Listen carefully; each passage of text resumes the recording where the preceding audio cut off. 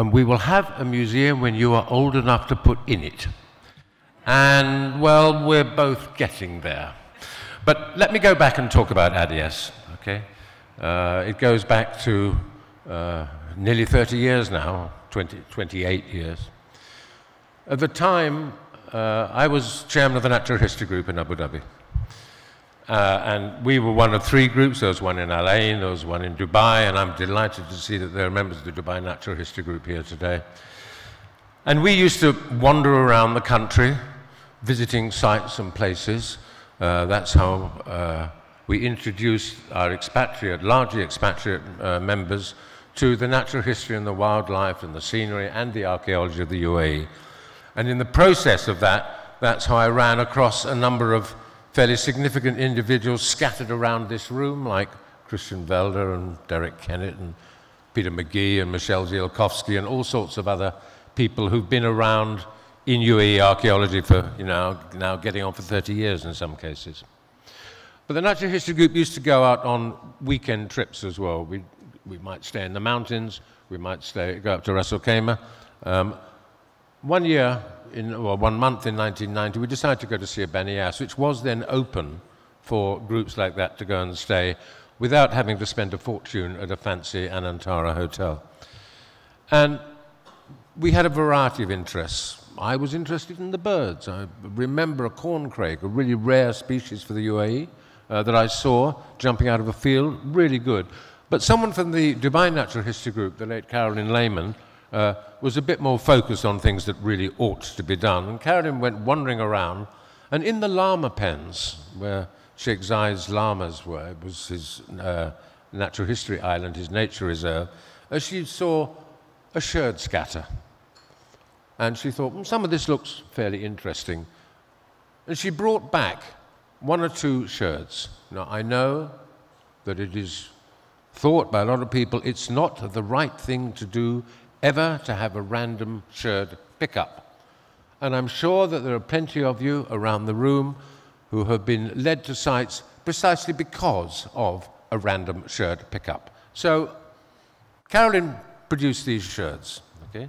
They somehow made their way to me, and one was a really nice dark green glazed sherd. I didn't know what it was. I must have, it looked old, right? One of the visitors we had coming to the Natural History Group was Dr. Geoffrey King, who was then working at Julfar in Ras Al Khaimah with Joe Elders, who of course is somewhere in the room. And this sherd was shown to Geoffrey. He said, that's 6th to 8th century. The term he used at the time, one we wouldn't necessarily use today, was Sasanian early Islamic. But most of you will know that green glaze. So we knew there was something there, and sort of forgot about it, if you like. Besides visiting archaeologists around the country, we used to invite them to come and talk to the Natural History Group in Abu Dhabi. And in 1991, it was Geoffrey King's turn to come. It happened to be during Ramadan. Okay? So my practice was always to try to take visiting archaeologists to go to see Sheikh Nahyan bin Mubarak, now Minister of Tolerance, previous Minister of Culture, previous Minister of Education, Higher Education, and for over 30 years, the patron of the Emirates Natural History Group. And Nahyan always liked to be kept informed of what's going on. Several of you in this room would have met him as a result of those kind of engagements. So while we were sitting waiting to talk to Nahyan, Geoffrey and I were talking, what's happening in Julfar, what are you finding? Why don't you come and do something in Abu Dhabi? And we sort of batted around the issue and came to the conclusion that there must be something on the islands of Abu Dhabi that was worth finding. Remember, at the time, the Department of Antiquities in Abu Dhabi Emirate was Al Ain based and almost entirely Al Ain focused. Okay? There had been work on Granada, 10 years before. There was obviously the work in Nar, but that had effectively come to an end. So the islands were, terra incognita, unexplored territory, as far as we knew. So when we went to see Nahyan and we were talking about this, Nahyan said, well, what could you do here? Well, we could look at the islands, like Sir Benias or Delma, said Geoffrey. Okay? And we chatted on, and that was the end of it. The next day I received a call. I told Sheikh Zayed, he said, when can they start? And he wants to have Marawa added. So that's early 1991. Sheikh Zayed instructed that a mission should be sent, or should be created, to go and look at the archaeology on his own island of Sir Benias, Delma, and Marawa. Couldn't do much about it in 1991. The season was coming to an end, the summer was approaching, and you have to plan these things a little bit. So I said to Sheikh Nahyan, tell His Highness we'll get a proper thing done next year. That was fine, funds were allocated, and while I worried about bits of logistics in Abu Dhabi, which meant, arranging for transport, accommodation. We were very lucky the Air Force lent us a plane and things like that. Geoffrey had to think, what are we going to do? What do we know about these islands? He spent quite a long time, I gather, talking with Joe Elders, who was sort of helping in designing that first season of work. And in 1992, the survey began. In March and April of 1992, the first ADIAS team looked at those 3 islands and found over 100 previously unrecorded archaeological sites. Now, some of them you will have heard about. On Delma, Sir Benias, of course, and Marawa. But there were all sorts of sites, different ages, different periods, all previously unrecorded. So we put together a short report for Sheikh Nahyan to take to Sheikh Zayed. And he took it to Sheikh Zayed and said, this is what they found. He already knew a bit of it because he'd been on the island of Sir Benias at the time of that first survey. And he invited the team for dinner. Talked about it, what they were doing, what they hoped to find. A sherd was shown to him, not randomly collected this time. He said, I recognize that. We used to use things like that when I was a boy. Now that's something that Derek, of course, will call chocolate chipware. But ADIAS, we've always called it Sheikh Zayed ware. When he got the report after the end of the season, he was very pleased and said, that's fine, create a special project. Put it under the patronage of my son, Sheikh Mohammed. I will pay for their work out of my private budget. And that's what happened for the years to come. We were very fortunate then to have the support of Sheikh Zayed, okay, from those early days. And in the years that followed, we worked on Delma, worked on Sir Benias, worked on Marawa. The most well-known site, I suppose, or the one that is often most connected with Sheikh Zayed, is the monastery on Sir Benias. Now that was found, not far, or the site was identified because of that 6th to 8th century glazed sherd that had been found in 1990 by Carolyn Lehman. And in the 1992 survey, a number of obvious sites were found in that vicinity of the island, along with a lot more sherds, obviously. And excavations began there in 1993, led by Joe Elders, in 1994. 1995, as work continued, it was becoming really obvious that this was quite a sophisticated settlement. Infuriatingly clean, but very finely built walls, lovely bits of plaster, clearly quite a significant settlement. And Joe, who was interpreting all this stuff, wasn't quite sure what it was, okay? There was nothing to identify. Was it a military barracks? No. What was it? And then one day, I got a call. I was back in Abu Dhabi. And Joe had been wandering around the site, making sure that everybody was working hard, of course, as Joe normally does. And it was a scruffy bit of plaster, And Joe picked up the plaster and turned it over. And can you please put that slide up now? PowerPoint people, you said you would do it, not me. Joe picked that up and turned it over. And we realized, or Joe realized, what it was. So they called me, and I had this difficult task ahead of me. How do I tell the devoutly Muslim ruler of a devoutly Muslim country that on his private island we have found evidence of a Christian presence in the early Islamic period? I spoke to Sheikh Nahyan, who said, he's going to love it. I'll tell him. I said, no, you can't. Sheikh Mohammed is our patron. Sheikh Mohammed, now the Crown Prince, has to tell his father. So the cross was brought up to Abu Dhabi, carefully nestled in a box, and was taken to Sheikh Zayed. And as I suspected, and as Sheikh Nahyan had told me, Sheikh Zayed was absolutely delighted. He sent back a message saying, tell them thank you and carry on. Now that guaranteed our money for the next few years, as you can imagine. And work continued on Sir Baniyas, led by Joe, and he will be talking tomorrow about the Sir Baniyas monastery.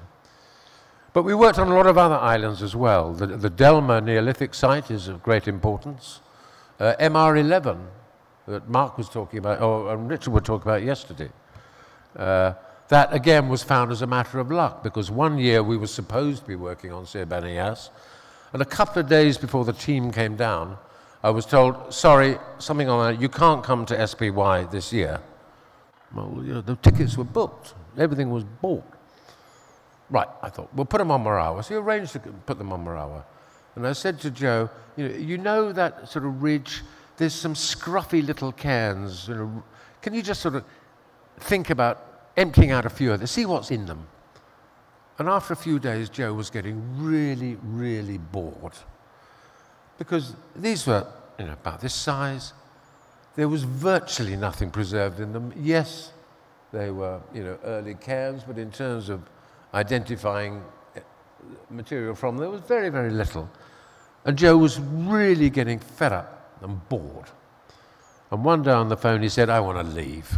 I said, Joe, no, we've got, I've got money for you to stay for another 10 days. Can you please, stay? And why don't you go and have a look at those big mounds a bit further up? Oh, all right, says Joe. So Joe then started the excavations at MR11. And we saw yesterday what an incredible site that is. As Peter McGee says, it's a game changer. And we worked all over the place. You're going to be hearing about Sadiyat. That was an Adiyas site. Assyria in the desert. Adiyas was active for a number of years, nearly 15 years. And throughout it, we made sure that Sheikh Zayed was kept informed. I would sometimes tell him through Sheikh Nahyan bin Mubarak, or through Sheikh Mohammed, or people like Zeki Nusayba, our new Minister of State for Cultural Diplomacy, and a gentleman who's very well known to the Alain Natural History Group. Sheikh Zayed was always curious into what we were finding and asked to be kept informed. And we were so fortunate. From the very beginning, back in 1990, with the allowing us to come and stay on his island and wander about and find corn crakes and potsherds. For the next, 15 years, he displayed continual interest. He funded us. He was genuinely supportive of all the work we did. And he spoke about it to others. He spoke about it to visiting ministers. He would tell visiting heads of state, you must go and have a look at Sir Baniyas. And he saw the discovery of the monastery on Sir Baniyas, and this is one reason why it is so important today. He saw it as a symbol of the religious tolerance of the United Arab Emirates. That at a time when Islam was becoming accepted in the Emirate of Abu Dhabi and in the UAE, there was a thriving Christian monastic settlement on Sir Baniyas Island, on his own private island. And we use it today. The Minister of Tolerance uses it today as a symbol of the cultural and religious tolerance of the United Arab Emirates. A year ago, as Mark will recall, I went down to see Banias. Joe wasn't there on that occasion, unfortunately. But I went down with the Minister of Tolerance, then Sheikh Lubna al-Qasimi, and Mark, and over 30 priests from the Russian Orthodox, the Armenian Orthodox, the Copts, the Anglicans, the Catholics, the Syriacs, probably the largest ever mixture of Christian leaders from the region that had ever gathered together in one place, and certainly that had ever gathered together at a 1,400-year-old Christian monastery on the Andalusia Banias. Okay? We couldn't have done that without Zayed's support. I should pay tribute to him for everything that he did for us.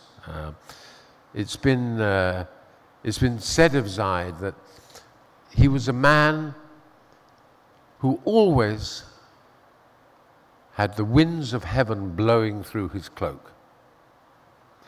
And if you think about it, that's a nice way of thinking about Zayed, that around him there swirled these inspirational ideas, this interest in everything that was going on around him.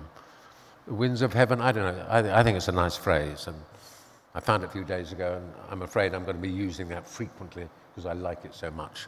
And it was said of Zayed by Archie Lamb, who was a British political agent in Abu Dhabi in 1967.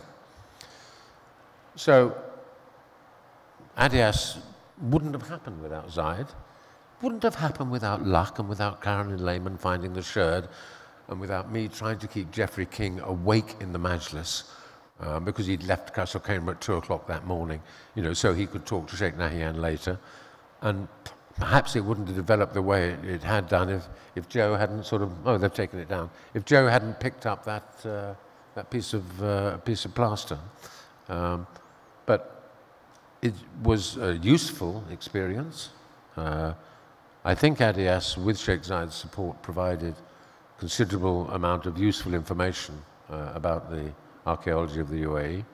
And I'm delighted that, many years on, a time when I'm almost old enough to be put in the Zayed Museum, not quite, but there are a few people around this room, not only people that I have met in terms of archaeological activity in the UAE over the past nearly 30 years, but people who were involved with me, and in many cases doing an enormous amount more than me in the Abu Dhabi Islands Archaeological Survey.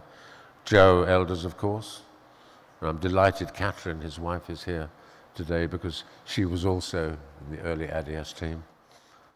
Mark Beach, Richard Cutler, Heiko Calwert, I don't know if Heiko's here today.